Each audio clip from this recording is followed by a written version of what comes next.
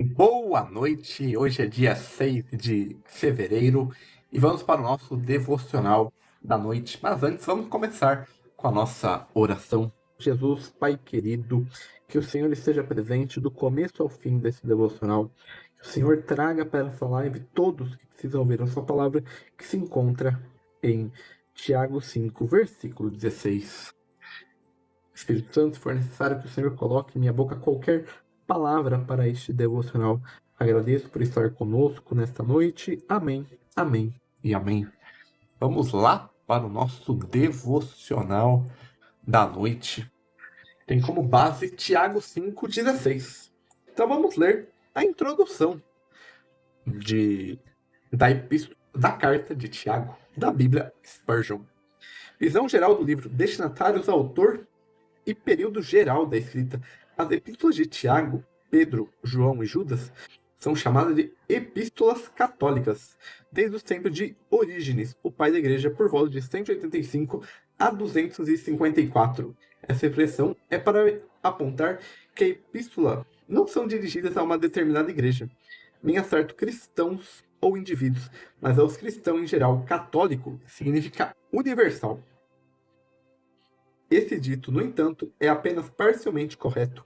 A Epístola de Tiago menciona especificamente os destinatários, assim como as epístolas de 1ª e 2ª Pedro e 3ª João. Deixa eu aqui. A gente. Sim.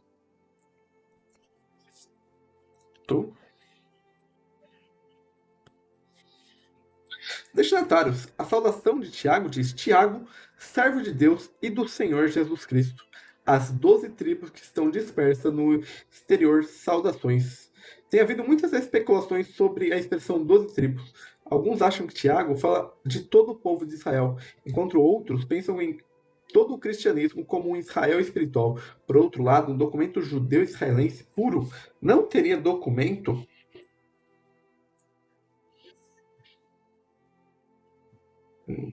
não teria um documento judeu-israelense puro não teria espaço no Novo Testamento. Por outras, as relações com o judaísmo nessa epístola são tão fortes que não pode ser uma carta que procurava se dirigir a cristãos como um todo, como a maioria deles, até o final dos tempos apostólicos, foram resultados do paganismo. Capítulo 2, versículo 2, menciona a sinagoga como local da assembleia. E a lei é mencionada várias vezes. Também temos Abraão sendo chamado de nosso pai. Como explicar isso? Os primeiros capítulos de Atos descrevem os primeiros tempos da igreja, que começaram apenas com judeus. Atos 2 a 8 e capítulo 11, versículo 19. Obviamente, os cristãos judeus não se separaram imediatamente dos seus compatriotas incrédulos. Eles também se reuniram na sinagoga e continuaram a cumprir a lei. Atos 15, versículo 1 e versículo 5 e capítulo 20, versículo 20. Capítulo 21, versículo 20. A epístola de Tiago é dirigida a esse grupo misto de judeus e cristãos judeus. Quando Tiago fala sobre irmãos, ele pensa nos crentes que possuem a fé em nosso Senhor Jesus Cristo, o Senhor da glória. Quando fala de pecadores, capítulo 4, versículo 8, e de ricos, capítulo 2, versículo 5 e 6, e capítulo 5, versículo 1, ele quer dizer sobre os judeus incrédulos. O escritor vê todos os israelitas, sejam eles crentes ou não, quando se dirige às 12 tribos que estão dispersas no exterior. Uma grande parte dos povos de Israel não retornou à Palestina do cativeiro babilônico como com Zorobabel, Esdra e Neemias, mas foram dispersos para toda a terra. Mas o pensamento da unidade das 12 tribos do povo de Israel sempre permaneceu vivo entre os israelitas, tementes a Deus, mesmo após a divisão sob Roboão. Elias, o profeta, edificou um altar com 12 pedras, segundo Daniel 9, versículo 7. Esdra ofereceu 12 bodes como oferta pelo pecado para todo Israel, de acordo com o número de tribos. Esdras 6, versículo 17. Finalmente, Paulo chama Israel de nossas 12 tribos diante do rei Agripa. Atos 26, versículo 7. Tiago também vê o povo de Deus como Deus o vê. Ele, porém, vai além do autor de Hebreus e Pedro em sua primeira epístola, pois ele se dirige apenas aos judeus que haviam aceitado o Senhor Jesus em fé e agora pertencem aos crentes remanescentes, de acordo com a eleição da graça. Romanos 11, versículo 5, no período atual. Autor. Com o tempo, muitas sugestões foram feitas em relação ao autor da Epístola de Tiago. Alguns pensaram que Tiago é um pseudônimo de um autor que viveu anos mais tarde. Outros acham que é uma insinuação alegórica para Jacó, o protetor de Israel, que escreveu para seus 12 filhos, ou seja, para as 12 tribos. Já que Tiago vem da mesma terminologia de Jacó. Então, Tiago é a versão, podemos dizer, transliterária do nome de Jacó para Tiago. Por isso que James Tiago, traduzem, falam rei Tiago, rei James, é a mesma pessoa. Tiago, James, na Bíblia é a mesma pessoa. Você que já assistiu Harry Potter já sabe que o pai do Harry Potter chama James, mas aqui traduz para Tiago, porque nominalmente o nome é o mesmo. Vem de Jacó, vem de Jacob, que virou Tiago, que era Iago. Aí depois, com o latim, virou Santiago. Aí ficou... A pessoa não falava Tiago, Santiago, que virou Tiago, que depois, para o inglês, virou James. E, como o português varia do latim, ficou Tiago mesmo. Por isso que o nome Tiago, por isso que o nome James, às vezes, normalmente é traduzido como... O nome James é traduzido como Tiago. Quando a gente tem o rei King James, é o rei Tiago. Outros acham que Jacó, ou seja, outros querem ver Tiago, o apóstolo, irmão de João e filho de Zebedeu, que foi morto como mártir pela espada. Atos 12, versículo 2. Esse eu acho pouco provável. Alguns até pensam em Tiago, filho de Alfeu, mas Tiago, filho de Alfeu, é mencionado pela última vez em Atos 1, versículo 13. O Tiago mencionado em Lucas 6, versículo 15, em Atos 1, versículo 13, e pai ou irmão de Judas não é mencionado de outra maneira. Dos quatro Tiagos diferentes do Novo Testamento, a maioria dos pesquisadores consideram o autor da epístola o irmão do nosso Senhor Jesus. Compare com Marcos 6, versículo 3.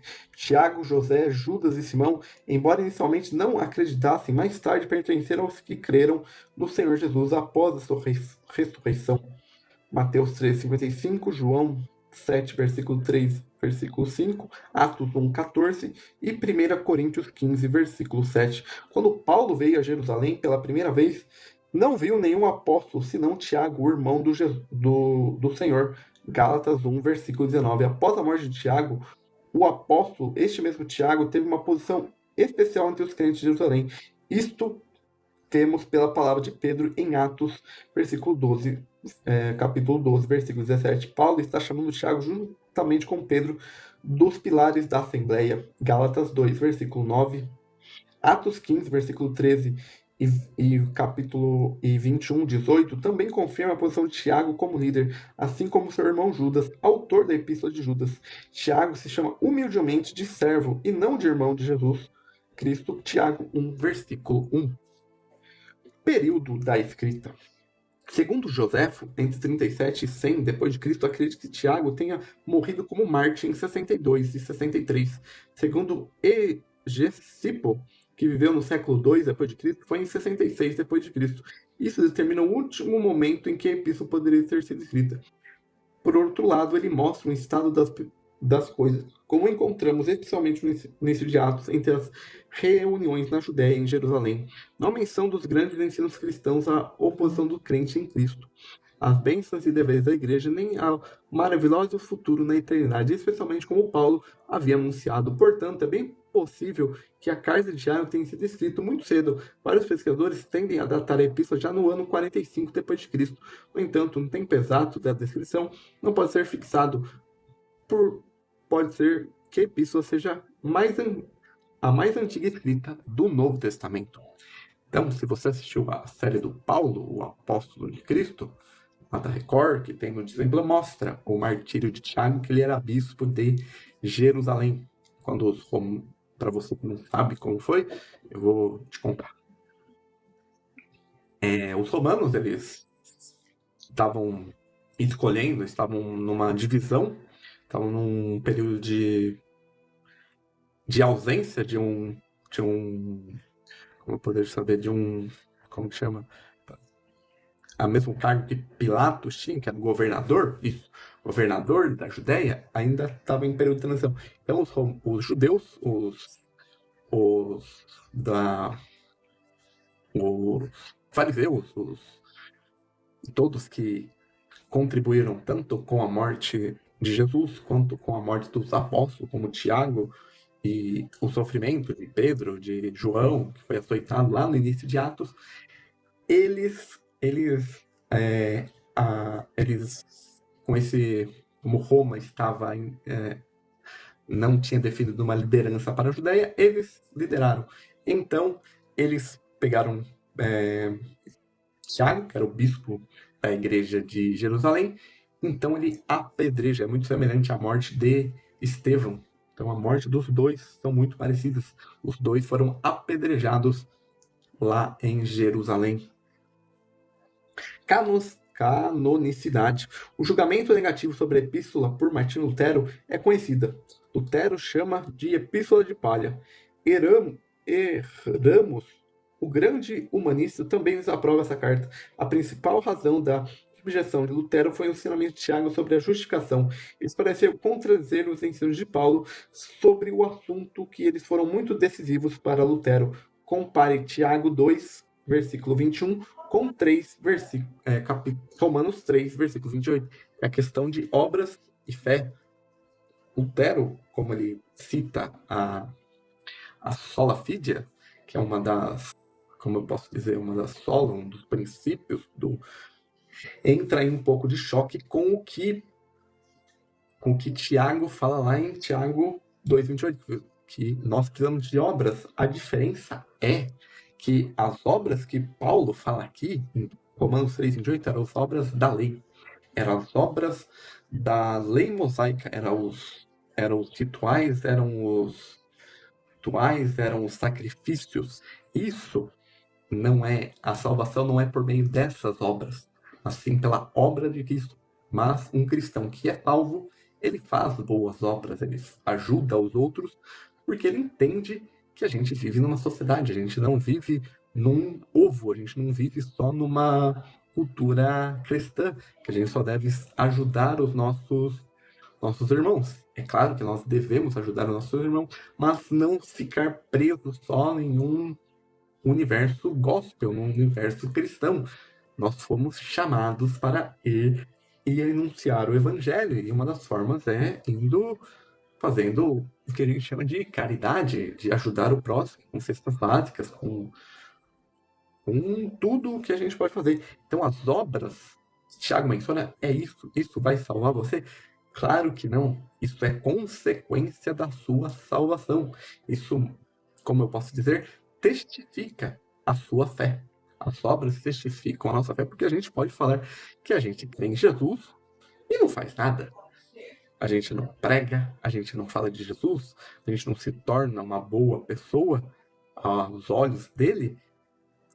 Então, a verdadeira metanoia é seguida de obras. O próprio Paulo fala isso. Eu não sei porque Lutero entrou em contradição, que achou que Tiago e Paulo se contradiziam, mas não. Paulo falava das obras da lei judaica. As obras aqui é o que Paulo chama de boas obras. Então, as boas obras contribuem para a nossa salvação, mas não é a causa, porque a obra da salvação é o que Cristo fez lá na cruz.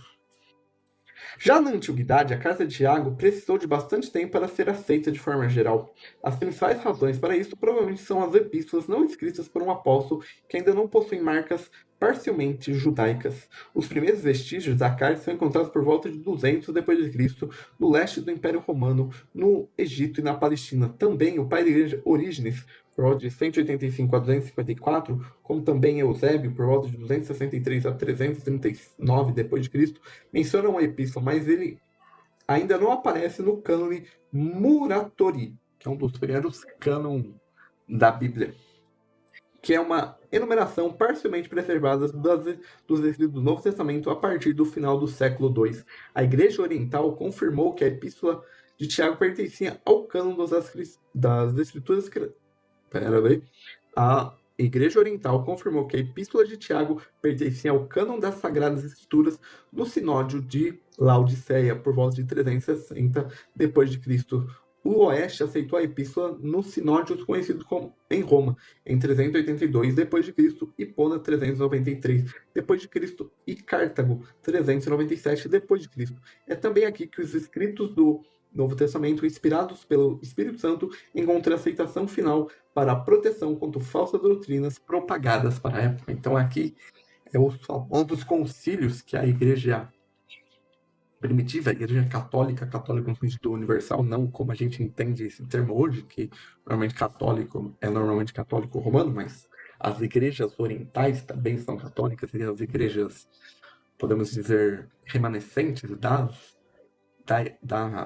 Reforma Protestante também são católicas, elas são universais. Assunto e finalidade da escrita. A epístola é dirigida tanto a judeus que criam no Senhor Jesus quanto os que ainda não haviam aceitado essa fé. Essa condição especial só pode existir no início da igreja cristã, principalmente na Palestina. Assim como o profeta Jonas no Antigo Testamento é uma exceção, porque se dirigiu a pagões, assim também é a epístola de Tiago no Novo Testamento, porque Deus em sua graça dirige a seu povo terreno. Em contraste com muitas epístolas do Novo Testamento, a de Tiago não tem uma estrutura lógica. A carta contém muitas advertências diversas. No total de 108 versículos, 54 contém um imperativo. Essas advertências se referem ao comportamento correto nas provações de fé ao falar a respeito do próximo e do mundo nos sofrimentos de fé, que aparece 16 vezes e obras 15 vezes. São o pensamento principal que percorre toda a epístola. À medida que o assunto muda constantemente, a epístola nos lembra de um pouco de Eclesiastes ou Provérbios no Antigo Testamento e também no chamado Sermão do Monte em Mateus 5 a 7. A carta também carece de uma estrutura de ensino salientada, como a maioria das epístolas, especialmente as do apóstolo Paulo. Não são tratados o ensino da obra redentora de Cristo, a posição do cristão em relação a Deus, ou a Assembleia de Deus como corpo de Cristo. E, no entanto, a epístola ensina as seguintes verdades cristãs. Tiago fala pouco do Senhor Jesus. O nome do Senhor é mencionado apenas 2 vezes, mas pode dizer que ele frequentemente fala como o mestre. Já aludimos ao Sermão do Monte. Em seus discursos, o Senhor Jesus costumava falar a uma audiência mista de judeus crentes e incrédulos, dizendo a eles que consiste a fé prática. Assim, a Epístola de Tiago é muito prática também, admoestando uma vida de fé no Espírito de Cristo. Essa vida é marcada por obras. Até agora, a Epístola não está em contradição com Paulo, mas é um acréscimo às suas epístolas. Peculiaridades. Justificação em Tiago. O ensino da justificação em Tiago apenas aparenta estar em contradição com o ensino de Paulo nas epístolas de Romanos e Gálatas. No entanto, Martinho Lutero tem um problema especialmente com isso. Mas assim como Paulo em Romanos 3, 28 e capítulo 5, versículo 1, e Gálatas 2, versículo 16, fala de justificação pela fé. Ele fala da relação entre o homem e Deus. Ninguém pode ser justificado por boas obras ou por obras da lei diante de Deus. Como pecador, o homem não é capaz de realizar uma única boa obra diante de Deus. Somente a fé no Senhor Jesus pode ser o caminho da justificação diante de Deus. Contra isso, Tiago vê um lado totalmente diferente da justificação pelas obras. Ele não olha para o pecador, mas para o crente. As obras não são obras da lei, mas da fé. A justificação não é dada diante de Deus, mas diante dos homens. Essas obras são fruto da fé. Como não pode haver verdadeiramente boas obras sem fé, também não pode haver verdadeira fé sem obras. Paulo olha para a nossa posição, enquanto Tiago olha para a nossa prática. É o que eu falei mais um pouquinho para frente. Essa é a diferença entre a visão de Tiago e a visão porque a visão de Paulo e a visão de Tiago não se contradiz, porque eles estão olhando coisas diferentes, mesmo que a palavra seja a mesma, que é obras. Então, nós não somos justificados pelas obras, mas sim pela fé, que gera obras. Então, porque fé é uma coisa abstrata e obra a gente consegue ver de fato. Remanescentes da palavra do Senhor Jesus. Tiago, verso de Mateus, uma comemoração da epístola de Tiago com o Evangelho de Mateus. Tiago 1, versículo 2, remete a Mateus 5, versículo 10 e ao 12. Tiago 1, versículo 4, refere a Mateus 5, 48. Tiago 1, versículo 5, Mateus 7, versículo 7. Tiago 1, versículo 6, Mateus 21, 21. Tiago 1, versículo 9, Mateus 5, versículo 3. Tiago 1, versículo 20, Mateus 5, versículo 22. Tiago 1, versículo 22, Mateus 7, 21 e Mateus 7, 24. Tiago 2, versículo 8, Mateus 22, 39. O Deus Trino revelou a si mesmo. O homem pode nascer de novo pela palavra de Deus. Jesus Cristo é o nosso Senhor, em que acreditamos. Seu retorno é iminente. A habitação do Espírito Santo também é conhecida. Tiago 2, versículo 10, Mateus 5, versículo 19. Tiago 2, versículo 13, Tiago 5, versículo 7, com Mateus 6, versículo 4, versículo 14 e 15. Tiago 2, versículo 14, Mateus 7, versículo 21 e 23. Tiago 3, versículo 17, Mateus 18, versículo 5. E Mateus 18, versículo 18 e 9. Tiago 4, versículo 4, Mateus 6, versículo 24.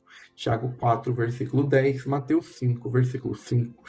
Tiago 4, versículo 11, Mateus 7, versículo 1 ao 5, Tiago 5, versículos 2 e 3, Mateus 6, 19, Tiago 5, versículo 10, Mateus 5, versículo 12, e Tiago 5, versículo 12, Mateus 5, versículo 33 e 30 ao 37.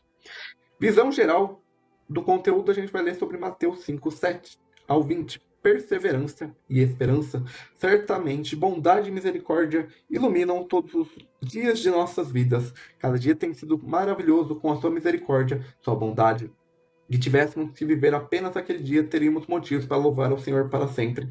Ele apenas me pergunta, nasci de novo? E exorto cada um de vocês a considerar honestamente esse assunto extremamente importante. Não devemos ficar satisfeitos, ao menos que realmente sabemos disso. Que coisa terrível seria que eu duvidasse se sou o filho de Deus ou não, se estou no caminho do céu ou não. Queria Deus que nenhum de nós tenha tal dúvida, nem mesmo por uma hora, mas que tenham certeza absoluta sobre esse ponto, por mais misterioso que seja. E essa é a introdução da carta de Tiago da Bíblia Spurgeon. Agora vamos para o nosso devocional da noite. Orai uns pelos outros. Tiago 5, versículo 16.